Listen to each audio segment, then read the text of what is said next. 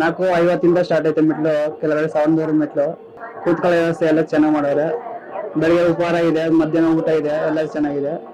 ದರ್ಶನ ಎಲ್ಲ ತುಂಬಾ ಚೆನ್ನಾಗಾಯ್ತು. ಹಾಗೆ ಅಲಂಕಾರ ಎಲ್ಲ ತುಂಬಾ ಚೆನ್ನಾಗಿದೆ. ಹಾಗಾಗಿ ಅವ್ರಿಗೆ ಸ್ವಲ್ಪ ಹೆಲ್ಪ್ ಆಗೋಗೆ ನೀರು ಹಾಗೆ ಶೌಚಾಲಯ ವ್ಯವಸ್ಥೆ ಮಾಡ್ಬೇಕು ಅಂತ ಕೇಳ್ಕೊತೀನಿ.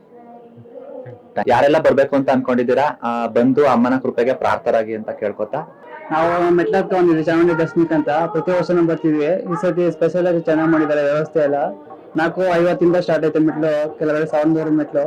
ಆಮೇಲೆ ಈ ಸತಿ ಬಿಸಿಲು ಕಾವು ಜಾಸ್ತಿ ಉಂಟು, ಮ್ಯಾಟ್ ಎಲ್ಲ ಹಾಕಿದ್ದಾರೆ, ಒಳ್ಳೆ ವ್ಯವಸ್ಥೆ ಮಾಡಿದ್ದಾರೆ. ಆಮೇಲೆ ಸುಲಭ ಬೇಗನೆ ದರ್ಶನ ಆಯ್ತು.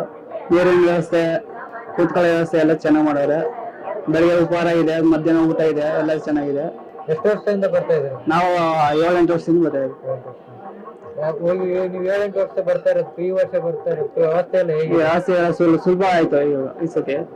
ಯಾರ ನುಗ್ಗಲಿಲ್ಲ, ಎಲ್ಲ ಸಿಂಗಲ್ ಲೈನು, ಡಬಲ್ ಲೈನ್ ಏನಿಲ್ಲ.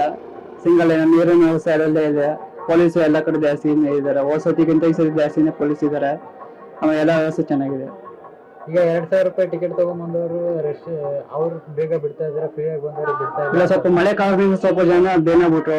ಈ ಐತೆ ಕಡೆಯಿಂದ ಸ್ವಲ್ಪ ಬೇನೆ ಬಿಟ್ಟಾರೆ. ಸ್ವಲ್ಪ ತುಂತುರು ಮಳೆ ಬರ್ತೈತೆ, ಆದ ಕಾರಣದಿಂದ ಸ್ವಲ್ಪ ಐತೆ ಕಡೆಯಿಂದ ಸ್ವಲ್ಪ ಬೇನೆ ಬಿಡ್ತಾವೆ. Okay, thanks. ನನ್ನ ಹೆಸರು ಮೋನಿಶ್ ಅಂತ. ನಾವು ಸ್ವಂತ ಮೈಸೂರು ಇನ್ಕಲಿಂದ ಬಂದಿರೋದು. ನಾನು ಮೆಟ್ಲತ್ಕೊಂಡ್ ಬಂದಿರೋದು. ಬೆಳಗ್ಗೆ 6:30 ಸ್ಟಾರ್ಟ್ ಮಾಡಿದೆ ಮೆಟ್ಲತ್ತೋದಕ್ಕೆ. ಅದಾದ್ಮೇಲೆ VIP ದರ್ಶನಕ್ಕೆ ಹೋಗಿ ದರ್ಶನ ಎಲ್ಲ ತುಂಬಾ ಚೆನ್ನಾಗಾಯ್ತು. ಹಾಗೆ ಅಲಂಕಾರ ಎಲ್ಲ ತುಂಬಾ ಚೆನ್ನಾಗಿದೆ. ಯಾರೆಲ್ಲ ಬರ್ಬೇಕು ಅಂತ ಅನ್ಕೊಂಡಿದ್ದೀರಾ ಬಂದು ಅಮ್ಮನ ಕೃಪೆಗೆ ಪ್ರಾರ್ಥರಾಗಿ ಅಂತ ಕೇಳ್ಕೊತಾ ಇಲ್ಲಿ ಮುಗಿಸ್ತೀವಿ. ವ್ಯವಸ್ಥೆ ಎಲ್ಲ ಹೇಗಿದೆ ಸರ್? ಈಗ ವ್ಯವಸ್ಥೆ ಎಲ್ಲ ಚೆನ್ನಾಗಿದೆ. ಅದೇನೆ ಜನಗಳು ಸ್ವಲ್ಪ ಕ್ರೌಡ್ ಕಮ್ಮಿ ಮಾಡ್ಕೋಬೇಕು, ಹಾಗೆ ಶಾಂತಿ ಆಗ್ಬೇಕು. ತುಂಬಾ ಕ್ರೌಡ್ ಅಲ್ಲಿ ಹೋಗಿದ್ರೆ ಸ್ವಲ್ಪ ಕ್ರೌಡ್ ಆಗುತ್ತೆ ಅಂತ ಹೇಳ್ತೀನಿ ಅಷ್ಟೇ. ಎಷ್ಟು ವರ್ಷದಿಂದ ಬರ್ತಾ ಇದ್ದೀರಾ ಸರ್? ನಾನು ಸುಮಾರು 3-4 ವರ್ಷದಿಂದ ಮೆಟ್ಲತ್ಕೊಂಡ್ ಬರ್ತೀನಿ.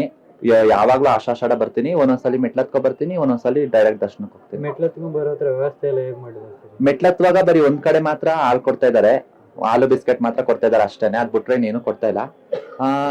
ಸ್ವಲ್ಪ ದೂರಕ್ಕೂ ಕೊಟ್ರೆ ಸ್ವಲ್ಪ ಹತ್ತೋರ್ಗೆ ಸುಸ್ತಿರೋರ್ಗೆಲ್ಲ ಒಳ್ಳೇದಾಗುತ್ತೆ. ತುಂಬಾ ವಯಸ್ಸಾದವರೆಲ್ಲ ಬರ್ತಾ ಇದಾರೆ, ಹಾಗೆ ಮಂಟಿಗಾಲೆಲ್ಲ ಹತ್ತದೇ ಇದಾರೆ ಬೆಟ್ಟನ. ಹಾಗಾಗಿ ಅವ್ರಿಗೆ ಸ್ವಲ್ಪ ಹೆಲ್ಪ್ ಆಗೋಗೆ ನೀರು ಹಾಗೆ ಶೌಚಾಲಯ ವ್ಯವಸ್ಥೆ ಮಾಡ್ಬೇಕು ಅಂತ ಕೇಳ್ಕೊತೀನಿ. ದರ್ಶನ ಎಲ್ಲ ಚೆನ್ನಾಗಾಯ್ತು. ನನ್ನ ಪ್ರಕಾರ 2,000 ರೂಪಾಯಿ ಕೊಟ್ಟು ಡೈರೆಕ್ಟ್ ಆಗಿ ದರ್ಶನ ಮಾಡೋಕ್ಕಿಂತ ನಾವು ಕಾಲ್ನೆಲ್ಲ ನೋಯಿಸ್ಕೊಂಡು ಏನ್ ಬಂದ್ ನೋಡ್ತೀವಲ್ವಾ ಕೊನೆಗೆ, ಅದು ಬಹಳ ಮನ್ಸಿಗೆ ಖುಷಿ ಕೊಡುತ್ತೆ. ಹೇಳಕ್ಕಾಗಲ್ಲ, ಬಹಳ ಖುಷಿ ಕೊಡುತ್ತೆ ದೇವ್ರನ್ನ ನೋಡಿದ್ರೆ. ವ್ಯವಸ್ಥೆ ಎಲ್ಲ ಹೇಗಿತ್ತು ಮೇಡಮ್? ವ್ಯವಸ್ಥೆ ಎಲ್ಲ ಚೆನ್ನಾಗಿತ್ತು.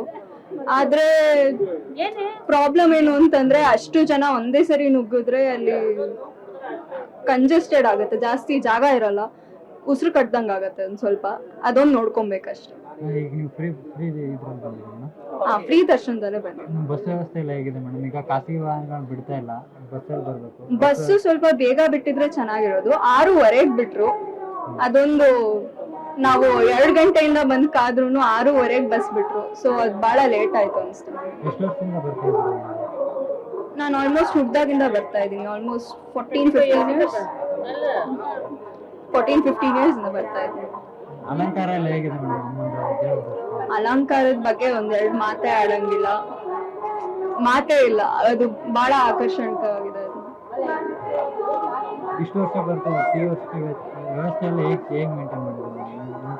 ವ್ಯವಸ್ಥೆ ಅದೇ ಅವರು ಇಷ್ಟು ವರ್ಷಕ್ಕೂ ಕಂಪೇರ್ ಮಾಡಿದ್ರೆ ಈ ವರ್ಷ ಬಹಳ ಚೆನ್ನಾಗಿ ಮಾಡಿದ್ದಾರೆ. ಆದ್ರೆ ಒಂದೆರಡು ನಾನು ಏನ್ ಹೇಳ್ದೆ ಅದನ್ನ ನೋಡ್ಕೊಬೇಕಷ್ಟೇ, ಅದ್ ಬಿಟ್ರೆ ಏನಿಲ್ಲ. ಬರುವಂತ ಭಕ್ತಾದಿಗಳಿಗೆ ಏನ್ ಹೇಳ್ತಾರೆ? ಬರುವಂತ ಭಕ್ತಾದಿಗಳಿಗೆ ಇನ್ನೇನು ಹೇಳಲ್ಲ, ಬರ್ಬೇಕು, ತಾಯಿ ದರ್ಶನ ಮಾಡ್ಬೇಕು ಅಷ್ಟೇ, ಇನ್ನೇನು ಹೇಳಕ್ಕಾಗಲ್ಲ. Thank you.